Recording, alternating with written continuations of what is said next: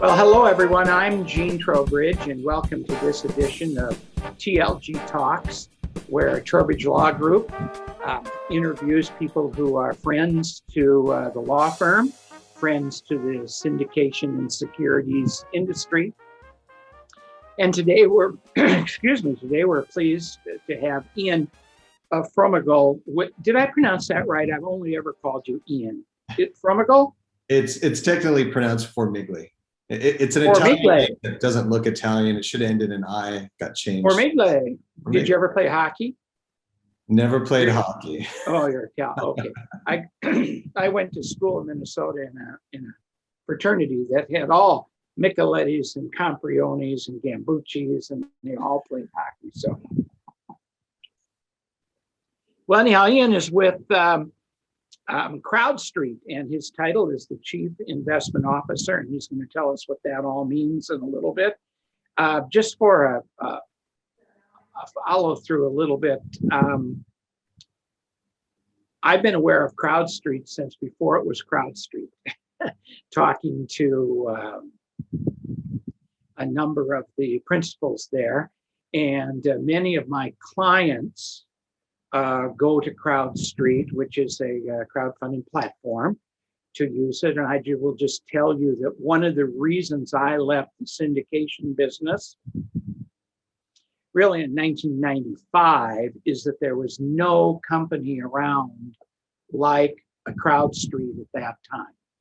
Our company did all the back office, all the mechanical stuff, all the paperwork ourselves. And the height of my insanity, Ian, I sent out 1,676 K1s myself with my staff in 1 year, representing over 850 investors. And I kept looking around for someone who would do that for me other than just hiring full-time employees. And the care and maintenance of partners really drove me out of the business, but I'd always wanted to be an attorney. So that's when I went to law school when I was 45.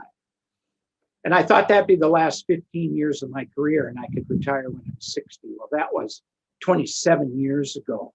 And so I'm still doing this. And we have, like I said, we have clients that use Crowdstreet, and I'm pleased to have a representative of Crowdstreet with us. So Ian, tell us a little bit about your background and then segue right into what does Crowdstreet do and what can it do for syndicators? Sure, Jane. Well, first, I'm happy to join you today. And as you know, we are longtime friends of the firm, and we do go back to the beginning. We go back to before there was a Crowdstreet together. So yeah, really appreciate the opportunity to come in and chat today. My background, I have been with Crowdstreet since 2014.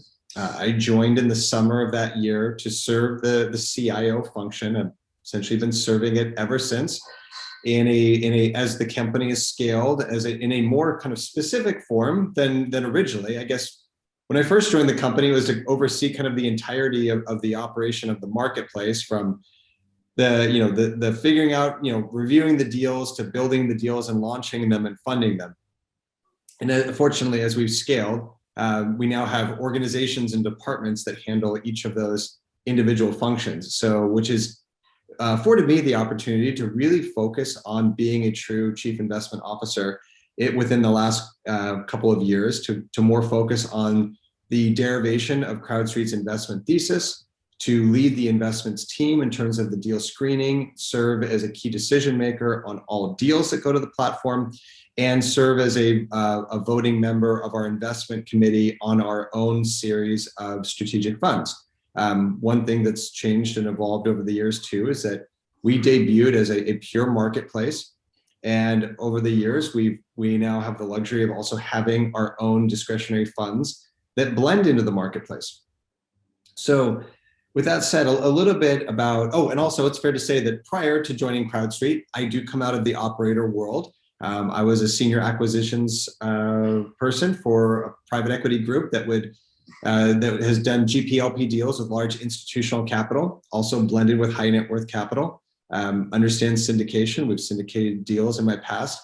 And even prior to that, so prior to my days at a company called SKB, if I go back to the 2005 to 2010 period of my career, I was a multifamily syndicator. So I syndicated my own deals around the South and Southeast United States, raised capital from individual investors that were writing $50,000 checks, and we were buying Class B and Class C multifamily properties in places like Birmingham, Alabama, and Dallas, and Louisville, Kentucky, and others, and putting together partnerships. So I definitely have direct empathy of what it is to raise capital and manage investors and provide K1s. I never got to 1,600 K1s like you did, Gene. I probably got up to about 100 to 200 or so, and that was enough for me to know that was not scalable for me in the future.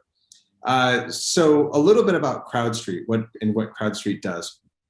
So we consider ourselves to be the leading online platform for online syndication and in commercial real estate investing by individuals. Given that background and knowing Eugene and where how this industry worked, CrowdStreet was formed with a vision.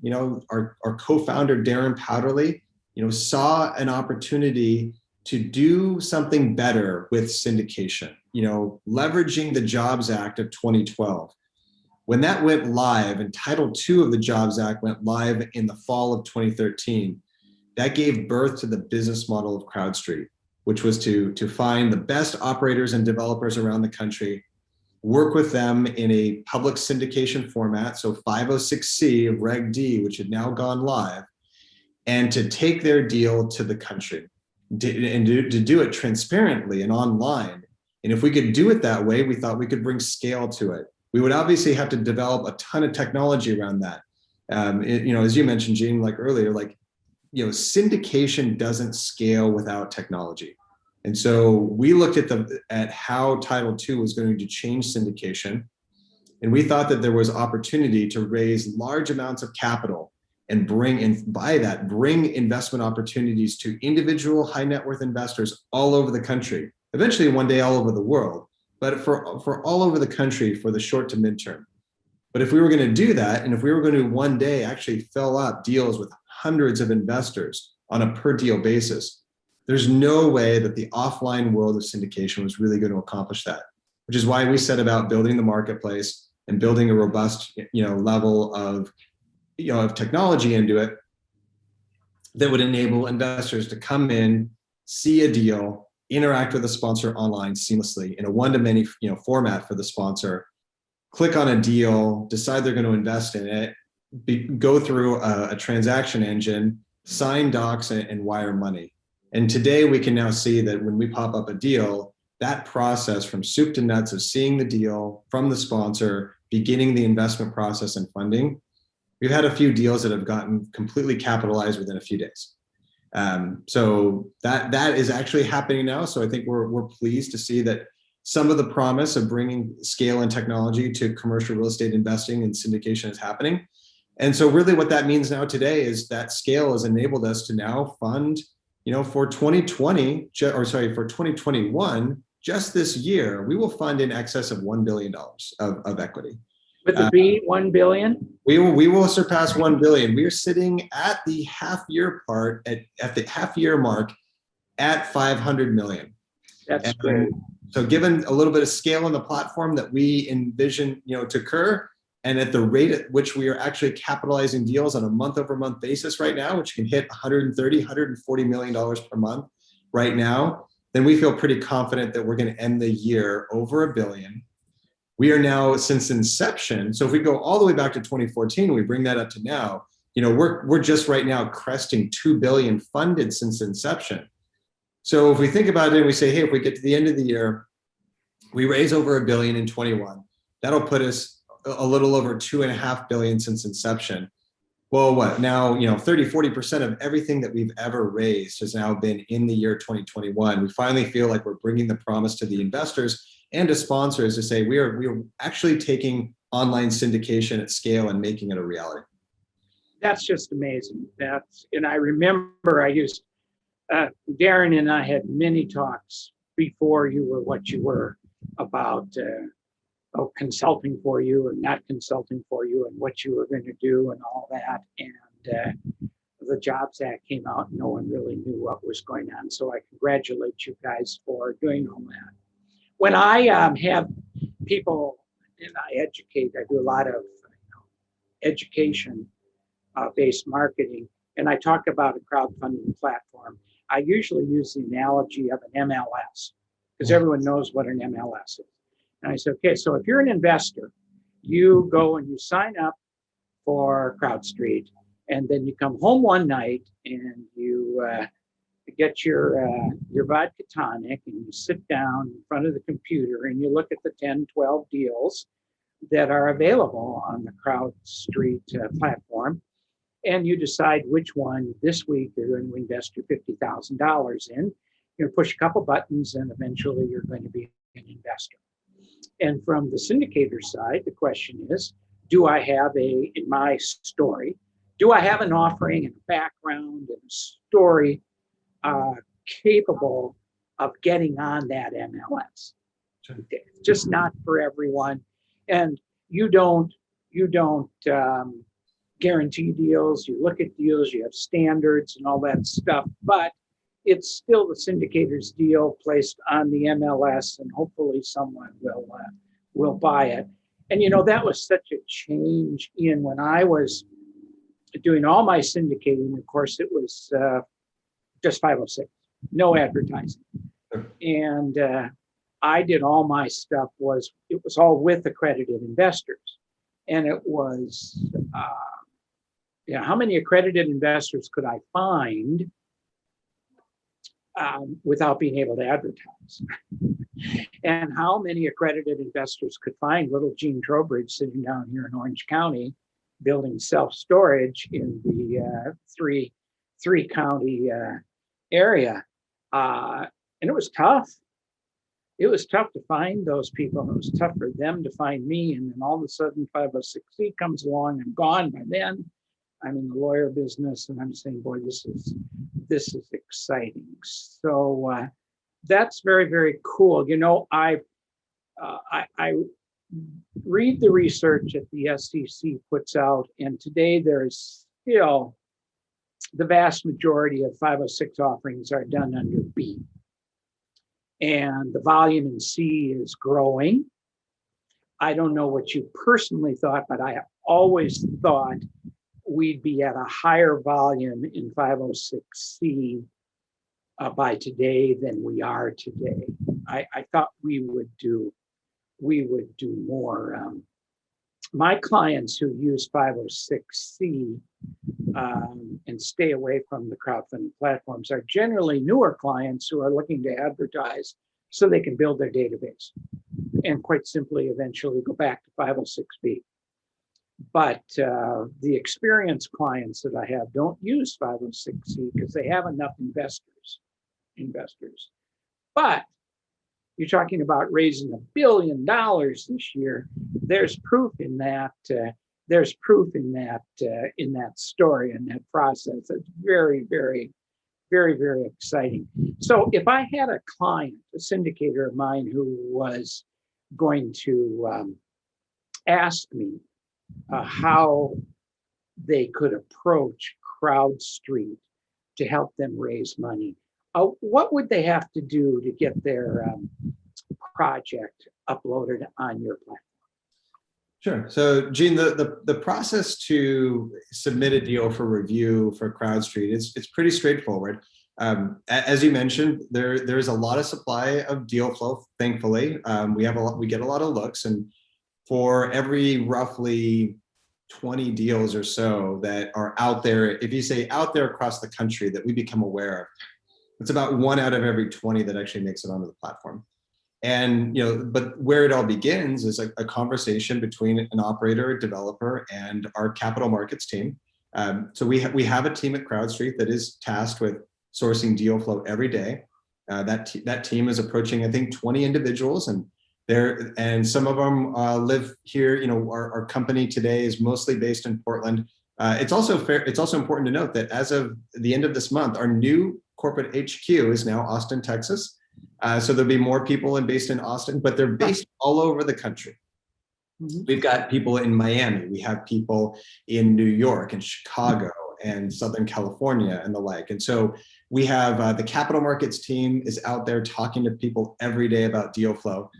So really where it begins is, and there's obviously places to find how to submit deals and how to get connected to Crowdstreet just through the website.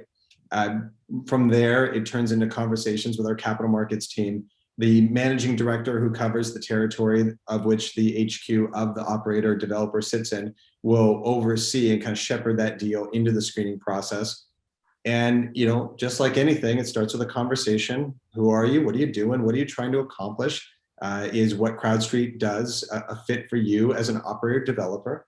You know, is there enough allocation of, is there the deal? Is it enough size and merit, you know, that it can, they can fit with our platform? And we can scale. I mean, we can range up in terms of size of deals. You know, I'd say today, these days, a deal that comes onto the marketplace, it begins at about $5 million. That's kind of a smaller deal on the platform. Our high water mark is we've recently funded 35 million in one deal. So that's where we've got. And what I would say, the average of kind of where we really solidly slot into is, if I look across 2021 and say, what is our average allocation per deal? It's sitting right around $10 million. So that's the size. And what's interesting, and if we kind of trace back a conversation a few years and talk to our CEO about, is that I always felt that once we got into kind of the $5 to $15 million range per deal, we would be highly relevant to the commercial real estate industry, because that's an awkward size equity stack number, right? It's honestly like a little bit too big for the smallest partnerships, right? Deals that are getting done with a handful of individuals in a geo somewhere out in the country, right? Those are the $2 to $3 million syndications that you see get done all the time. But then conversely, it flies under the radar of the largest institutions, right? We know large institutions like to write $20 million plus checks. So therefore, if we determine that if we got a nice, easy, transparent, and repeatable solution that could reliably deliver capital anywhere from $5 to $15 million per deal and do it again and again, that we would have a value and a place in the commercial real estate world from syndication. So that's what we said about doing. And I think what we feel great that today, that's kind of like where we live right now. You know, we will continue to do some larger deals over time. You know, we'll test our boundaries. The $35 million will hopefully go to $50 million in the future and so forth. But those are going to be the high, you know, kind of the banner deals. They come along every now and then. It's not kind of what we do day in, day out. So I think that's where we view it. So to answer your question, Gene, really, I think the group brings in a deal. They kind of put it on the table and they say, this is what we're doing. This is what we're trying to accomplish. And, you know, these days, like I said, that's going to translate into this deal has a need for capital that we would be hoping to seek from Crowdstreet anywhere from $5 to $15 million on average. We're going to assess that. We're going to look at the sponsor, their background, track record. What do they do? Does it fit? Also, does it fit with, you know, kind of how we see the world? You know, we do have a growing secondary markets thesis. We write about it, we publish it, we message it to the investors.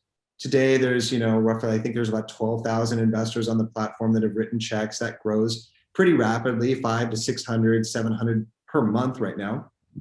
And so, you know, there's this online universe of accredited investors that are looking for great deal flow, and they're looking to meet and invest with great sponsors. So we know that, you know, the brand of the sponsor is ultimately our brand and vice versa. So we're just honestly seeking great groups doing great deals that of whom they think that this version of online syndication makes sense for them. We will put that deal, if that looks good, then we're going to put that deal through the process. It'll go from the capital markets team into then our investments team, of which, like I said, that I oversee. We're going to have people staffed on that deal that will review it.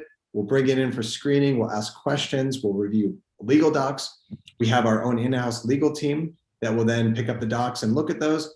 And if that all goes through that process, basically from sponsor screening to then second deal screening to then third kind of document screening. And if that all makes sense, then that's how we come to a conclusion with a sponsor that, yes, your deal looks great, your background looks great, your documents look, you know, properly and fairly structured. Let's go put you on the marketplace and go introduce you to thousands of online investors and go raise money, and hopefully then do it all again, you know, a quarter to 6 months from now for your next deal. So that's kind of how it works. Well, that's just absolutely terrific. The last statistics that came out from the SEC said that the median of 506 offerings, the median dollar amount of 506 offerings was about $2.5 million. And, it was that the 506 marketplace, of course, is not all real estate, but is 1.8 trillion in the last year that they measured. And so half of the deals are less than $2.5 million, and half of them are greater. So that's our median is a little closer to 4 million, but that's just because I've been around a long time, Ian, and clients have grown with me. My most prolific client has done 128 deals with me since 2014, about when you guys started, and started out, $1-2 million, and now we're in the $6 to $10 million range each time. We're not going any farther than that. That's fine.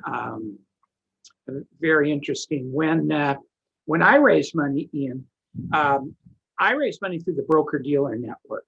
Mm-hmm. So I'm imminently aware, at least how it was at that time, to go through underwriting and due diligence of investment committees and all that stuff. And I know that the questions that they always asked me that I had to really overcome before I could get in there was, number one, would I have enough deal flow so that if they're going to go through all this due diligence, and certainly the first time, a lot of it was on me. They're going to go through all the due diligence and say, okay, Gene Trowbridge is a sponsor we can work with. Now let's look at his real estate. Would they be wasting time if they took the only deal I'm ever going to do and did all the due diligence and put it on the platform, and then we went out and got all the reps excited about it, and then I disappeared? So deal flow was important. Is that important in your selection process? It is a consideration. I'd say that we are at the point in our cycle, kind of our life cycle of our company, that we are looking for, a partnership fit, so to speak. I would say in the first 3 or 4 years of our existence, we were just solely focused on best deal that then connected to best sponsor. And, doing a one-off deal was certainly, we viewed it as, we'll figure that out later. I think we need to try to meet the commercial real estate world, get to know sponsors, and then we'll kind of figure out what makes sense, what fits, and what's sustainable. We've kind of, now that we've gone through that process and we know what works, and we know what types of sponsors that our solution resonates with, knowing that it doesn't resonate with others, and that's fine. I think we're really at the point at where, when we approach a sponsor group, is to say, we can absolutely, you always have to start with one deal. But what are we trying to accomplish from here? Because on our marketplace, as we discussed, a few minutes ago, we're trying to put together and assemble, over $1 billion of equity in 2021. And we need to scale that from going forward. So we're going to go to 2 billion, and then 3, and then 4. Well, to get up to $3 or $4 billion and doing that one deal at a time all over the country, that's not going to work. No. We have to scale through the relationships. And if we are going to bring scale to the capital, then we're really starting just with the sponsor to say, what is your deal flow? What do you want your deal flow to be going forward? How do you want to scale your deal flow? And do your goals align with our goals as a platform? And if they do, this is going to work really well. And if they don't, maybe we do a couple deals or so. It's fine. This is all just, this is all philosophical discussions. There's no contractual obligations on either side, but we are looking for that fit. And it doesn't have to be huge, and I think, so I think maybe one thing that would help Gene is to kind of explain that where things start on Crowdstreet, I'd say, is our sponsorship groups, they range in size. The largest, well, it looks like Greystar. We've done 2 deals with Greystar on the platform. So having, tens of billions of dollars in AUM and, doing $2 to $3 billion a year of new deals, like that's the high side. But those are the big kind of blue chip names on the platform. It doesn't have to be as big as that. It can scale all the way down to a group that looks like they've been around as a platform, maybe 3 or 4 years. They've now done 150 million dollars of total cap, and they're looking to take that organization to the next level. They think that online syndication is a part of how they think they can scale their platform. That's going to be a team of a handful of individuals. But what we're kind of looking for is like, look, we say, look, we want to see a nucleus of a team. Kind of looks like 4 or 5 individuals, kind of on average on the small side. This is their full-time gig, right? They have left maybe a larger organization. They've decided to go out and build their own platform. They are doing syndications. They have an office. They have an investment thesis. They have something that they've done well. Like I said, they've done maybe 100 to 150 million dollars of total cap deals since inception, and they've gone full circle on a couple of them.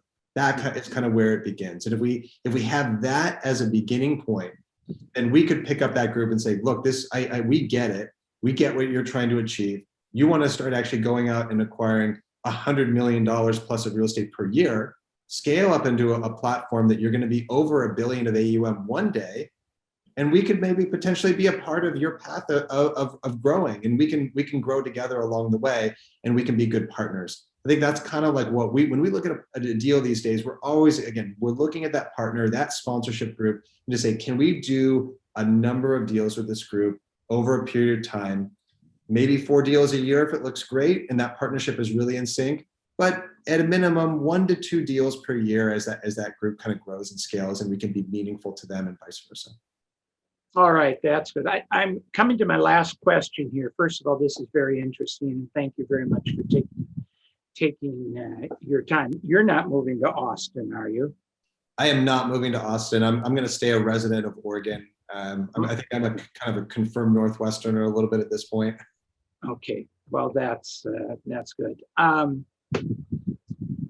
think I know what your answer is going to be, but anyhow, the last question I give to everyone in this series of interviews is, what piece of advice would you give to a rookie syndicator, someone who's hasn't done their first deal and is interested in getting in the business? Well, I think the best answer to this question, Gene, is not an earth-shattering one, but it's one that I think I can bring some context to, because we have funded over 500 deals, and I've probably reviewed 5,000 at this point at Crowdstreet, and we've seen it all, I guess is my point. And what I would recommend to the beginning syndicator is, you're going to love your deal. You're going to think you're going to knock it out of the park. That could lead to rosy expectations on underwriting. And I would say temper those expectations. Right now, you are establishing your track record.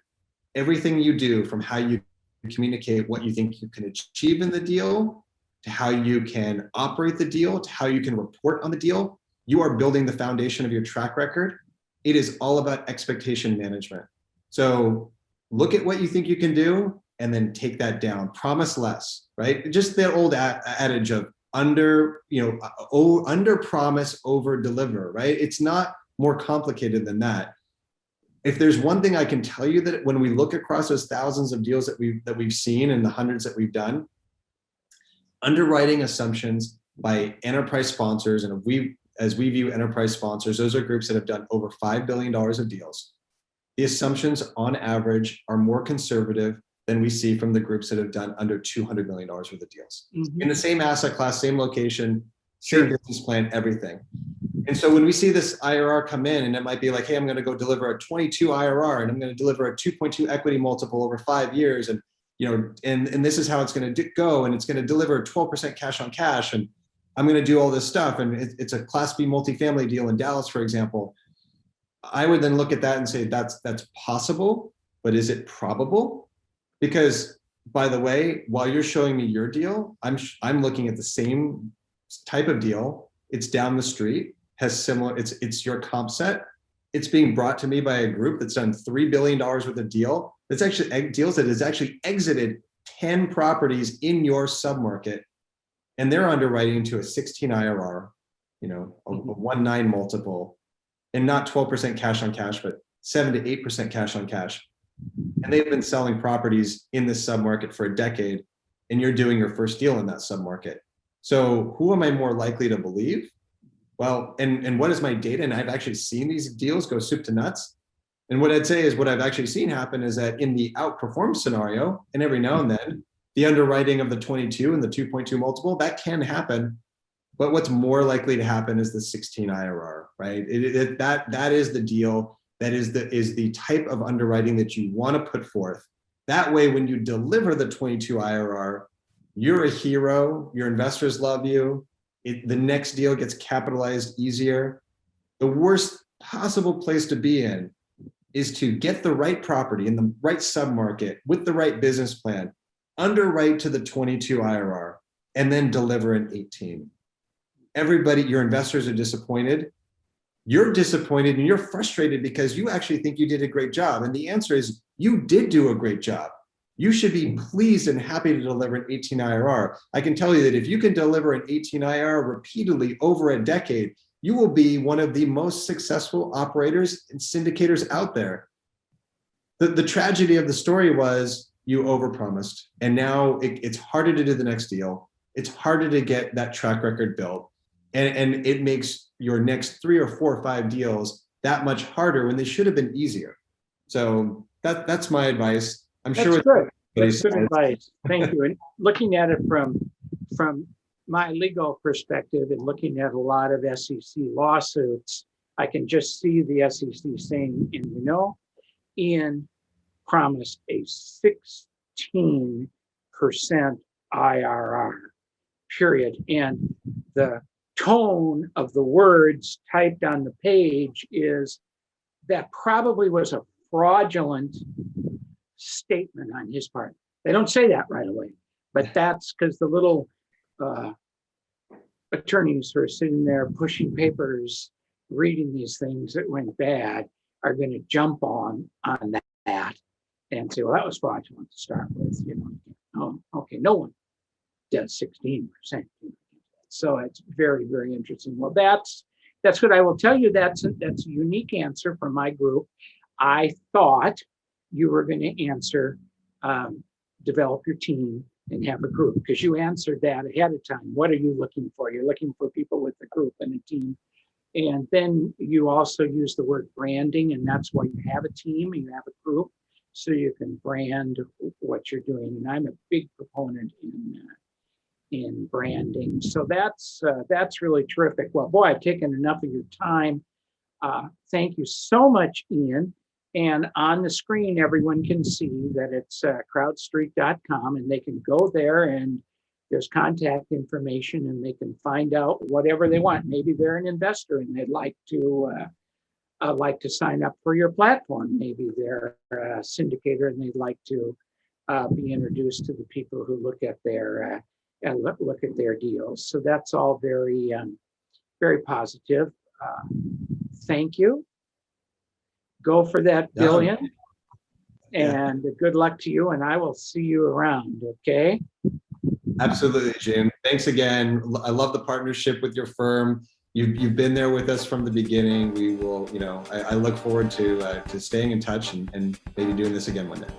Okay. Thanks very much. Thanks, Jim.